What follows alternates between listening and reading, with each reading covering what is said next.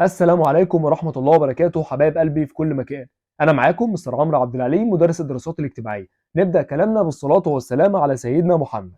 النهاردة إن شاء الله هنكمل حل باقي المحافظات بتاعتنا للصف الأول الإعدادي، وهناخد النهاردة محافظة، ولكن المحافظة دي بتيجي صعبة كل سنة وأسئلتها بتيجي لفة شوية، وهي محافظة الدقهلية. تعالوا بقى نتعرف كده على الأسئلة اللي موجودة عندنا هنا. وأول سؤال عندنا في الخريطة بيقول لي كده: أمامك خريطة صماء للعالم، اكتب ما تدل عليه الأرقام التالية. رقم واحد بيقول لي كده المحيط الهندي، ده بيمثل رقم كام على الخريطة؟ طبعا المحيط الهندي هيبقى رقم 3 لأنه بيكون موجود في المنطقة اللي انت شايفها دي. طيب السؤال الثاني بيقول لي كده الاقليم الاستوائي ده بيمثل رقم كام على الخريطه؟ طبعا هدور على دائره الاستواء موجوده فين، هندور هنا كده هنلاقي القطعه دي كده، ودي كده هيبقى الاقليم الاستوائي، يبقى الاجابه رقم 4. رقم 3 بيقول لي كده دائره عرض، وهي دائره الجدي تمثل رقم كام؟ هندور كده فهلاقي رقم 2 هي دائره الجدي. رقم 4 بيقول لي قاره اسيا، طبعا مش محتاجه يا شباب، وهقول له كده دي رقم 5.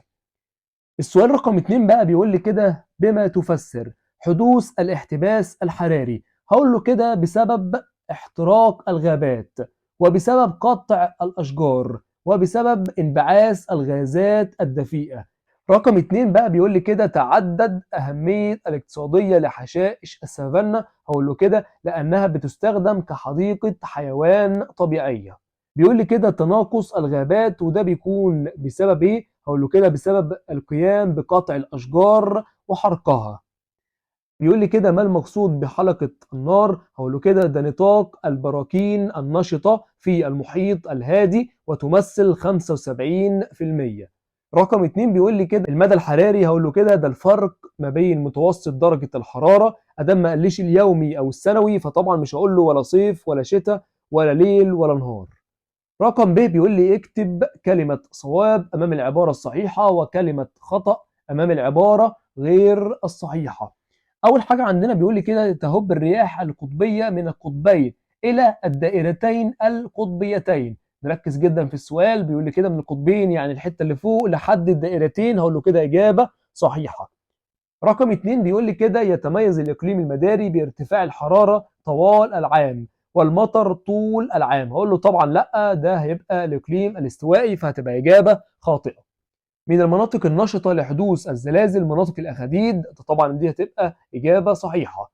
رقم 4 بيقول لي كده بتحدث الأخطار البيئية نتيجة عوامل طبيعية فقط؟ هقول له لا طبعا نتيجة لعوامل طبيعية وكمان بشرية، فهتبقى إجابة خاطئة.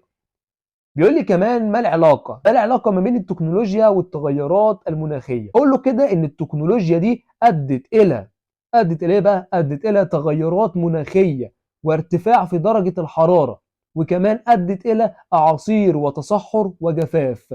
ودي طبعا بتبقى تغيرات مناخيه، فبترتفع درجه الحراره مره واحده بسبب استخدام المفرط للتكنولوجيا.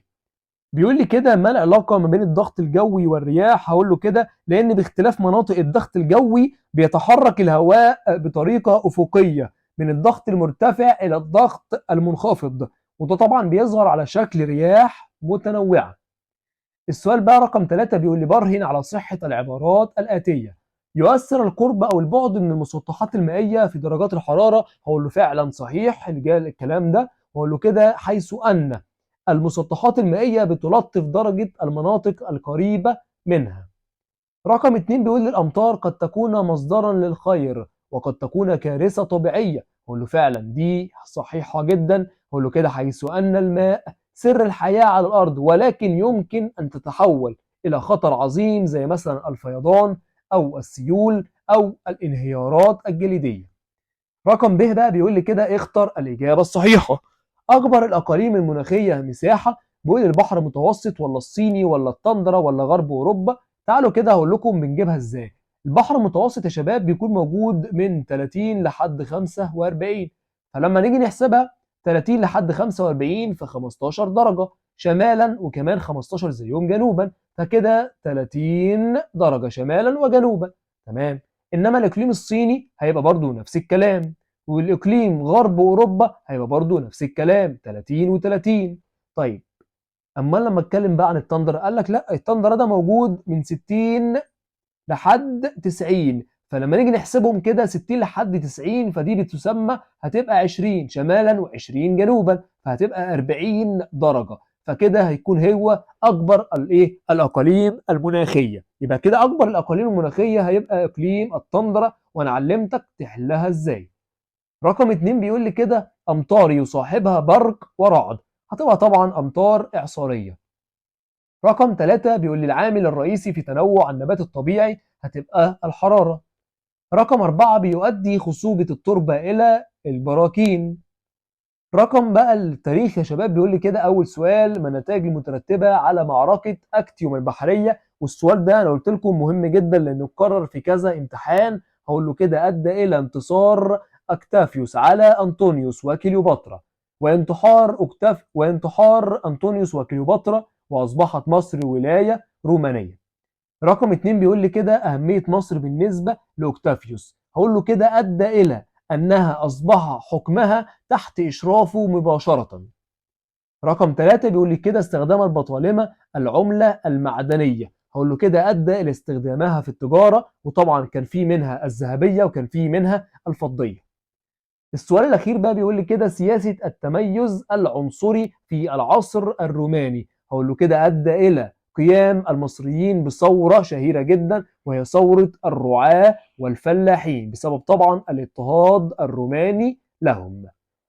السؤال بقى بيقول لي كده أكمل العبارات الآتية بما يناسبها من كلمات. أول حاجة عندنا بيقول لي برع المصريين القدماء في الرسم على جدران المقابر مثل مقبرة الملكة مين؟ هقول له كده مقبرة الملكة نفرتاري.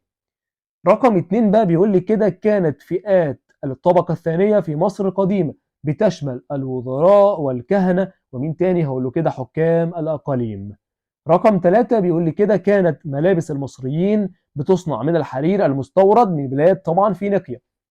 رقم 4 بيقول لي كده أشهر المعابد التي شيدها البطالمة في مصر لعبادة حورس. هقول له كده معبد حورس موجود في مدينة إيه؟ موجود في مدينة إدفو.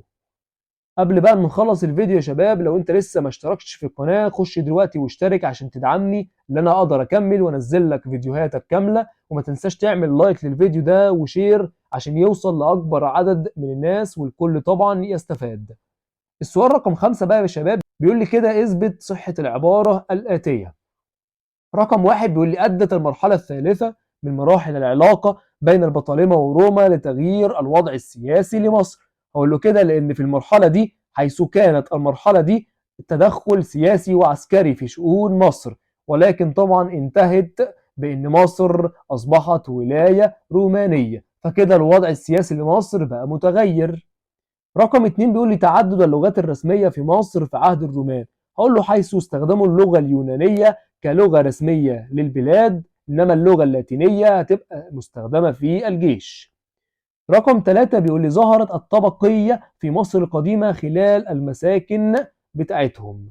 ليه الكلام ده؟ هقول له كده حيث كانت مساكن الفرعون تتميز بالاتساع والفخامة، إنما مساكن عامة الشعب كانت بتتميز بالبساطة.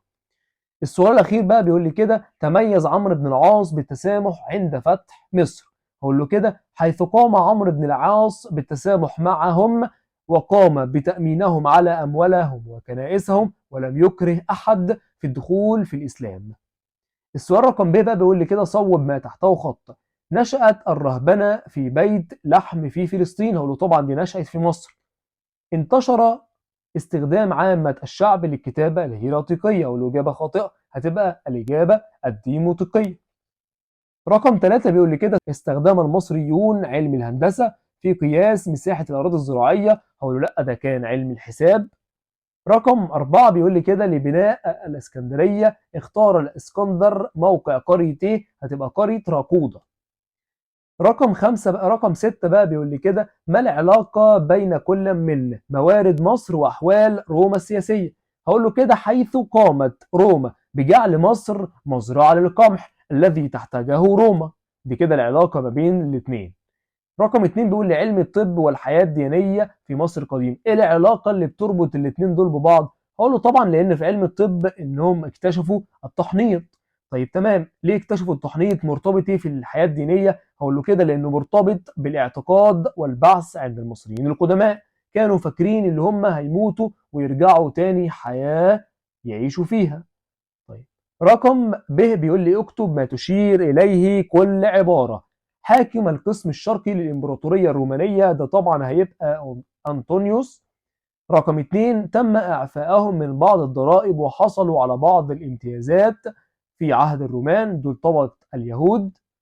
رقم 3 بيقول الخط الرسمي للدولة في مصر القديمة ده بيكون طبعا الخط الهيروغليفية. رقم 4 بيقول لي واضع كتاب الأصول في علم الهندسة، ده طبعا هيبقى إقليدس. آخر حاجة بيقول لي كده ما المقصود بكل مما يأتي؟ المواطنة.